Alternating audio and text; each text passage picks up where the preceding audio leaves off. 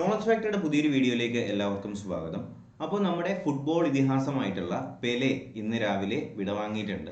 അപ്പോൾ നമ്മളിന്ന് വീഡിയോയിൽ ഡിസ്കസ് ചെയ്യാനായിട്ട് പോകുന്നത് നമ്മുടെ ഫുട്ബോൾ ഇതിഹാസമായിട്ടുള്ള പെലെയുമായിട്ട് ബന്ധപ്പെടുത്തിയിട്ട് കേരള PSCയിൽ ചോദിക്കാൻ സാധ്യതയുള്ള ഏറ്റവും പ്രധാനപ്പെട്ട കുറച്ചധികം ചോദ്യങ്ങളും ഉത്തരങ്ങളുമാണ്. ഓക്കെ, അപ്പോൾ എന്തായാലും നമുക്ക് സംസാര സമയങ്ങളുണ്ട, ക്ലാസ്സിലേക്ക് തന്നെ കിടക്കാം. അപ്പോൾ പെലെ ജനിച്ച വർഷം ഒന്ന് ശ്രദ്ധിക്കണേ. 1940-ലാണ് പെലെ ജനിക്കുന്നത്. 1940-ലാണ് പെലെ ജനിക്കുന്നത്. 2022 പെലെ മരിക്കുന്നു കേട്ടോ. അപ്പോൾ 2022-ലാണ് പെലെ മരിക്കുന്നത്. 1940 ജനിച്ച് 2022 എന്ത് ചെയ്യുന്നു? പെലെ മരിക്കുന്നു. അപ്പോൾ ഫുട്ബോൾ ഇതിഹാസമാണ് നമ്മുടെ പെലെ. അദ്ദേഹമാണ് വിടവാങ്ങിയത്. പ്രശസ്തനായിട്ടുള്ള ബ്രസീലിയൻ ഫുട്ബോൾ താരമാണ് പെലെ കേട്ടോ. അപ്പോൾ ഇതിനെക്കുറിച്ച് അറിയാത്തവർക്ക് വേണ്ടിയിട്ടാണ്. പെലെ ഏത് രാജ്യത്തിന് വേണ്ടിയിട്ടാണ് കളിച്ചുകൊണ്ടിരുന്നത്? ബ്രസീലിന് വേണ്ടിയിട്ടാണ് അല്ലേ. അപ്പോൾ ബ്രസീൽ ഫുട്ബോൾ ഇതിഹാസമാണ് ആര്? നമ്മുടെ പെലെ.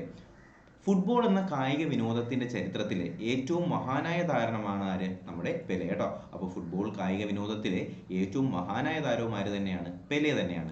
ഇദ്ദേഹത്തിന്റെ പൂർണ്ണനാമം അല്ലെങ്കിൽ ഇദ്ദേഹത്തിന്റെ ഫുൾ നെയിം ഒന്ന് ശ്രദ്ധിക്കണം.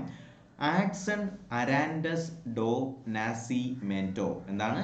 ആഡ്സൺ അരാൻഡസ് ഡോ നാസിമെന്റോ എന്നാണ് നമ്മുടെ പെലെയുടെ ഫുൾ നെയിം കേട്ടോ. അപ്പോൾ ഇത് ജസ്റ്റ് ഒന്ന് അറിഞ്ഞിരിക്കുക. ചിലപ്പോൾ ചോദിക്കാം നമ്മുടെ ആഡ്സൺ അരാൻഡസ് ഡേ നാസിമെന്റോ എന്നറിയപ്പെടുന്ന അല്ലെങ്കിൽ എന്നത് ആരുടെ പൂർണ്ണ രൂപമാണ് എന്നൊക്കെ പറഞ്ഞ് ചോദിച്ചേക്കാം. അപ്പോൾ ഒരുപക്ഷെ നമുക്ക് അറിയത്തില്ല എന്നുണ്ടെങ്കിൽ നമ്മൾ തെറ്റിക്കും അല്ലേ. അപ്പോൾ ശ്രദ്ധിക്കുക, ആഡ്സൺ അരാൻഡസ് ഡേ നാസിമെന്റോ എന്ന് പറയുന്നത് നമ്മുടെ പെലെയുടെ പൂർണ്ണ രൂപമാണ്. ഓക്കെ, അപ്പോൾ ഇദ്ദേഹത്തിന് നമ്മൾ പൊതുവെ അറിയപ്പെടുന്ന പേരെന്താണ്? കറുത്ത മുത്തെന്നാണ് അല്ലേ. അപ്പോൾ കറുത്ത മുത്തെന്ന് അറിയപ്പെടുന്ന ഫുട്ബോൾ ഇതിഹാസം ആരെന്ന് ചോദിച്ചാൽ അത് നമ്മുടെ പെലെയാണ് കേട്ടോ. കറുത്ത മുത്തെന്നറിയപ്പെടുന്ന ഫുട്ബോൾ ഇതിഹാസമാരാണ്?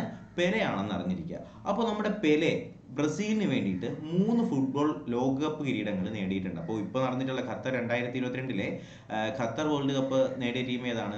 അർജന്റീനയാണ് അല്ലേ. അർജന്റീനയാണെന്ന് നമുക്കറിയാം. അപ്പോൾ അതിനെക്കുറിച്ച് ഒരു detailed video Qatar world cup എന്ന് പറഞ്ഞ് നമ്മുടെ ചാനലിൽ ചെയ്തിട്ടുണ്ട്. ഓക്കെ, അപ്പോൾ ബ്രസീലിനായിട്ട് നമ്മുടെ പെലെ 3 ലോകകപ്പ് കിരീടങ്ങളാണ് നേടിയിട്ടുള്ളത്.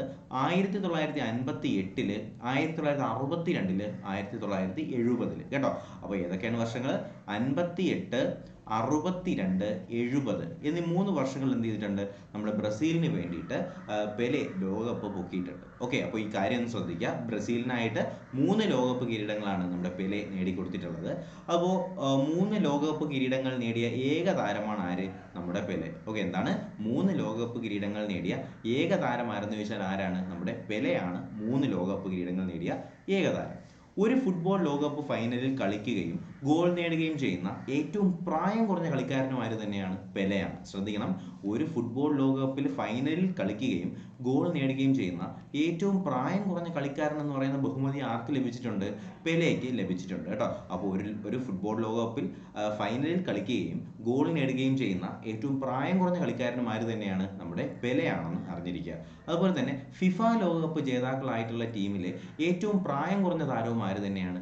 പെലെയാണ് കേട്ടോ. അപ്പോൾ ഫിഫ ലോകകപ്പ് ജേതാക്കളായിട്ടുള്ള ടീമിലെ ഏറ്റവും പ്രായം കുറഞ്ഞ താരവും ആര് തന്നെയാണ്? നമ്മുടെ പെലെയാണെന്ന് അറിഞ്ഞിരിക്കുക.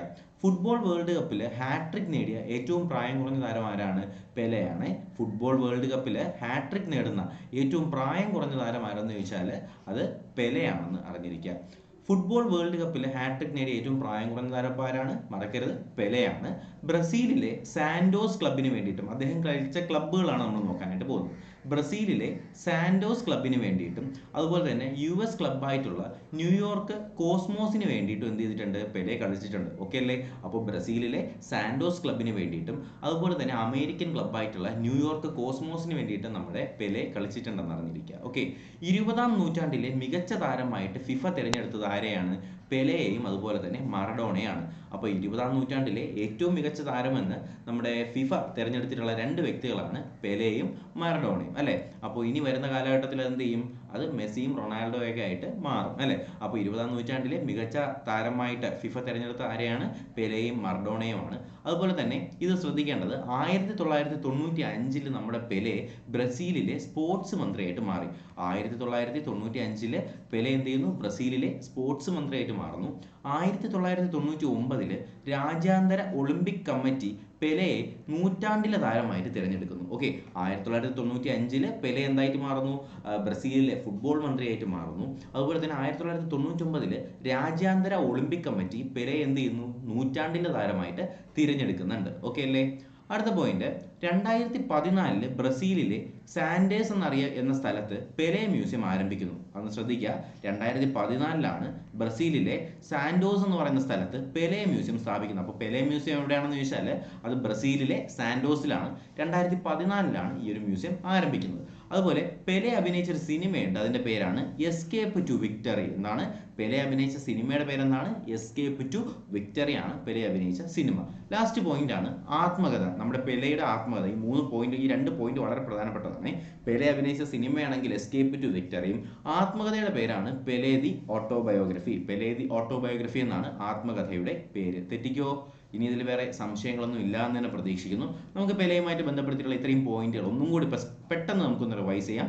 അപ്പോൾ പെലെ 1940 1940 മുതൽ 2012 വരെയാണ് അദ്ദേഹം ജീവിച്ചിരുന്നത്.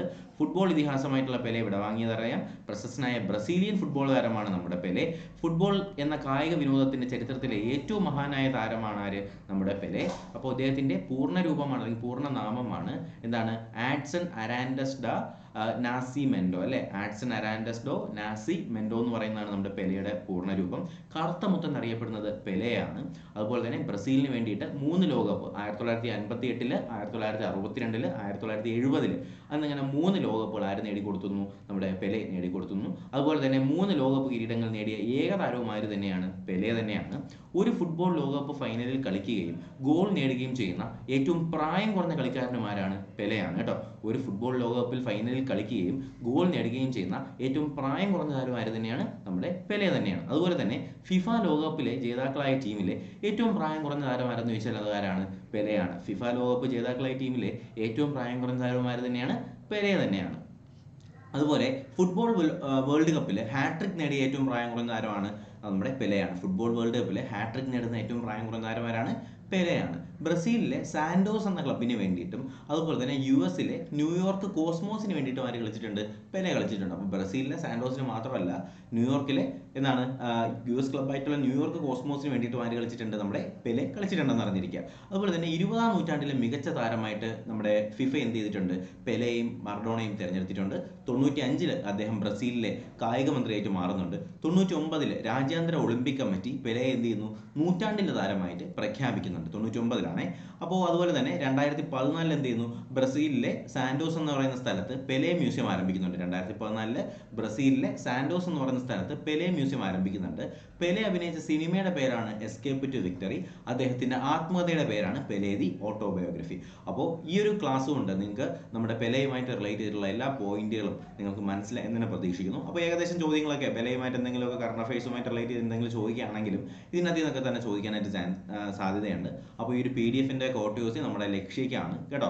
അപ്പോൾ ഈ ഒരു ക്ലാസ് നിങ്ങൾക്ക് ഫലപ്രദമായിട്ടുണ്ട് എന്നുണ്ടെങ്കിൽ തീർച്ചയായിട്ടും നിങ്ങൾ എന്ത് ചെയ്യുക? ഈ ഒരു വീഡിയോ നിങ്ങളുടെ സുഹൃത്തുക്കളിലേക്ക് കൂടി എത്തിച്ചു കൊടുക്കുക. കാര്യം ഇത് വളരെ ഇമ്പോർട്ടൻ്റ് ആയിട്ടുള്ള ഒരു കറണ്ട് അഫെയർ ആണ്. റീസെൻ്റ് ആയിട്ട് ഇന്നലെ മരിച്ച നമ്മുടെ ഇതിഹാസത്തിനെ കുറിച്ചുള്ള ക്ലാസ്സും ക്വസ്റ്റ്യൻസുമാണ് ഞാനിപ്പോൾ ഷെയർ ചെയ്തത്. അപ്പോൾ തീർച്ചയായിട്ടും നിങ്ങളുടെ സുഹൃത്തുക്കളിലേക്ക് കൂടി എന്ത് ചെയ്യുക? ഈ ഒരു വീഡിയോ ഷെയർ ചെയ്ത് കൊടുക്കുക. നിങ്ങളുടെ വാട്സപ്പ് ഗ്രൂപ്പുകളിലും ഒക്കെ നിങ്ങൾ എന്ത് ചെയ്യുക? മാക്സിമം ഈ വീഡിയോ ഒന്ന് ഷെയർ ചെയ്യുക. ഓക്കെ. അപ്പോൾ ക്ലാസ് ഇഷ്ടമായെങ്കിൽ വീഡിയോ ലൈക്ക് ചെയ്യുക, ചാനൽ സബ്സ്ക്രൈബ് ചെയ്യുക, സുഹൃത്തുക്കളിലേക്ക് കൂടി എത്തിച്ചു കൊടുക്കുക. പുതിയൊരു വീഡിയോ ക്ലാസ്സും ഒക്കെ ആയിട്ട് നമുക്ക് ഉടനെ കാണാം. അതുവരെ എല്ലാവർക്കും bye bye, good bye, take care.